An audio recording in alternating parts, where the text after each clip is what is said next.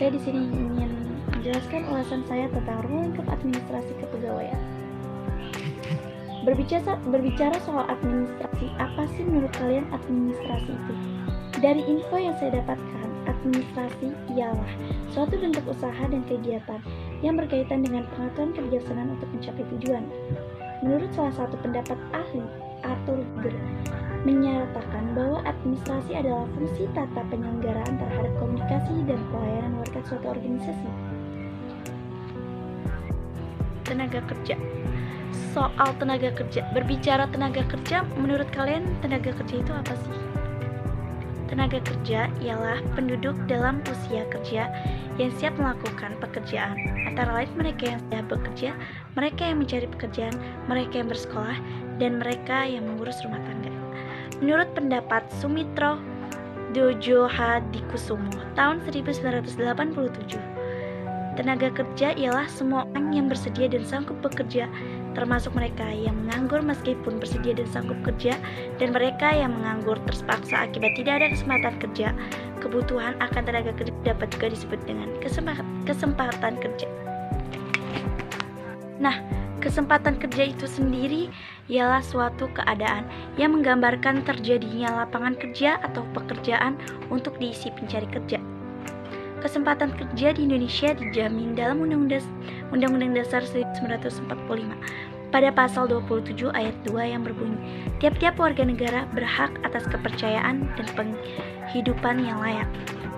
Itu ulasan dan penjelasan dari saya tentang ruang lingkup administrasi pegawaian. Selanjutnya akan dilanjutkan oleh teman saya.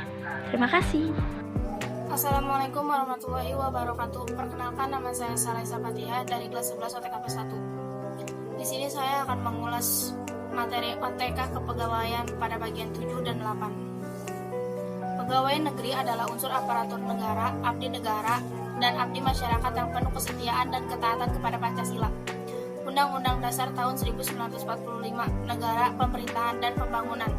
Pasal 3 Undang-Undang Nomor 8 tahun 1974. Aparatur sipil negara yang selanjutnya disingkat ASN adalah profesi bagi pegawai negeri sipil dan pegawai pemerintah dengan perjanjian kerja yang bekerja pada instansi pemerintah. Pegawai aparatur sipil negara atau pegawai ASN adalah pegawai negeri sipil dan pegawai pemerintah dengan perjanjian kerja yang diangkat oleh pejabat pembina kepegawaian dan diserahi tugas dalam suatu jabatan pemerintahan atau diserahi tugas negara lainnya dan digaji berdasarkan peraturan perundang-undangan. Selanjutnya, yang dimaksud dengan pegawai negeri sipil atau PNS adalah warga negara Indonesia yang memenuhi syarat tertentu untuk diangkat sebagai pegawai ASN secara tetap oleh pejabat pembina kepegawaian untuk menduduki jabatan pemerintahan. Sedangkan yang dimaksud dengan pegawai pemerintah dengan perjanjian kerja atau PPPK adalah warga negara Indonesia yang memenuhi syarat tertentu yang diangkat berdasarkan perjanjian kerja untuk jangka waktu tertentu dalam rangka melaksanakan tugas pemerintahan. Administrasi kepegawaian pada dasarnya adalah proses yang paling dasar dalam pengumpulan informasi yang berhubungan dengan sistem kepegawaian. Adapun administrasi kepegawaian dapat dirumuskan sebagai berikut. Sebagai ilmu, mempelajari segenap proses penggunaan tenaga manusia sejak penerimaan hingga pemberhentiannya. Sebagai proses penyelenggaraan politik kepegawaian, kebijakan politik kepegawaian atau program kerja atau tujuan yang berhubungan dengan tenaga kerja manusia yang digunakan dalam usaha kerjasama untuk mencapai tujuan tertentu. Sebagai fungsi mengatur dan mengurus penggunaan tenaga kerja manusia dalam suatu usaha kerjasama kelompok manusia untuk mencapai tujuan tertentu yang meliputi kegiatan A. Merumuskan tujuan dan sasaran pokok kebijaksanaan politik, dan B. Menyusun organisasi untuk penyelenggaraan pelaksanaan tujuan dan sasaran pokok atau kebijakan politik. Sebagai seni memilih pegawai baru serta menggunakan pegawai-pegawai lama dengan cara sedemikian rupa sehingga dari segenap tenaga kerja manusia itu diperoleh oleh hasil dan jasa yang maksimal, baik mengenai jumlah maupun mutunya. Hanya itu, sekian. Nama saya Deborah Sindola Sihotan dari kelas 11 OTKP 1. Di sini saya ingin melanjutkan yang telah dibaca oleh teman saya. Menurut Sondang P. Siagian, administrasi pegawaian adalah keseluruhan proses kerjasama antara dua orang atau lebih yang didasarkan atas rasionalitas tertentu untuk mencapai tujuan yang telah ditentukan sebelumnya. Menurut Alifin Abdul Rahman, tahun 1998, administrasi kepegawaian negara adalah salah satu cabang dari administrasi negara yang berkaitan dengan segala persoalan mengenai pegawai-pegawai negara.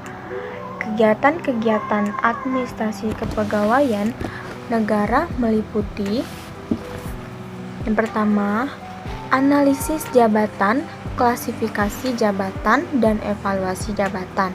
Yang kedua, ada rekrutmen, ujian-ujian, dan penempatan.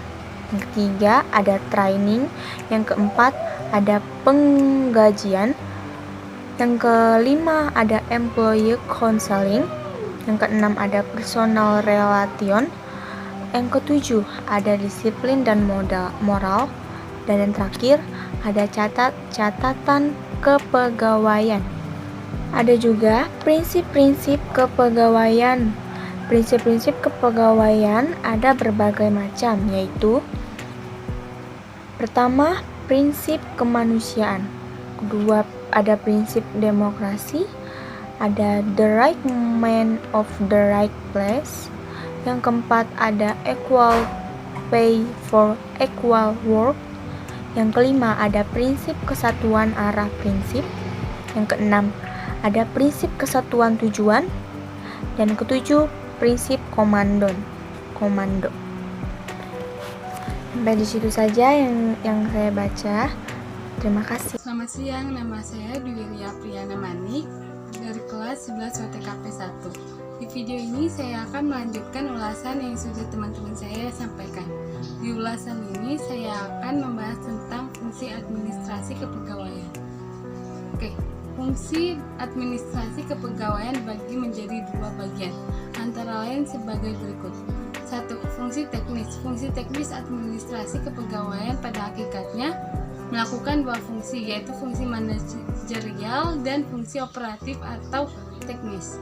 Fungsi manajerial berkaitan dengan pekerjaan pikiran atau menggunakan pikiran dalam kurung mental yang meliputi perencanaan, pengorganisasian, pengarahan, dan pengendalian pegawai. Sedangkan fungsi operatif atau teknis berkaitan dengan kegiatan-kegiatan yang dilakukan dengan fisik yang meliputi pengadaan, pengembangan, kompensasi, integrasi, pemeliharaan, dan pemensiunan pegawai.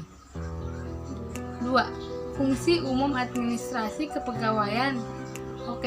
Dalam fungsi umum administrasi kepegawaian terdapat perencanaan pegawai, pengorganisasian pegawai, pengarahan pegawai, dan pengendalian. Perencanaan pegawai dapat didefinisikan sebagai proses penentuan kebutuhan pegawai pada masa yang akan datang berdasarkan perubahan-perubahan yang terjadi dan persediaan tenaga kerja yang ada. Perencanaan pegawai merupakan bagian penting. Pengorganisasian kepegawaian adalah satu langkah untuk menetapkan, menggolongkan, dan mengatur berbagai macam kegiatan yang dipandang perlu atau penetapan tugas dan wewenang seseorang serta pendelegasian wewenang dalam rangka untuk mencapai tujuan. Pengorganisasian mengantarkan semua sumber dasar dalam kurung manusia dan non-manusia ke dalam suatu pola tertentu sehingga orang-orang yang bekerja di dalamnya dapat bekerja sama secara berdaya guna dan berhasil guna dalam mencapai tujuan yang telah ditetapkan. Pengarahan pegawai, ada banyak teori dan keyakinan tentang apa yang memotivasi pegawai. Secara keseluruhan, tidak ada kesepakatan tentang motivasi. Yang terakhir, pengendalian, pegawai pengawasan sebagai bagian dari pengendalian merupakan proses pengukuran dan penilaian tingkat efektivitas kerja pegawai dan tingkat efisien penggunaan sarana kerja dalam memberikan kontribusi pada pencapaian tujuan organisasi. Setiap kegiatan pengawasan memerlukan tolok ukur atau kriteria untuk mengukur tingkat keberhasilan dalam bekerja yang dalam penilaian kinerja disebut standar pekerja. Standar adalah suatu kriteria atau model baku yang akan dibandingkan dengan hasil nyata. Banyak jenis standar yang dapat digunakan dalam pengendalian kegiatan-kegiatan kepegawaian. Itu saja ulasan dari saya dan teman-teman. Sekian dan terima kasih.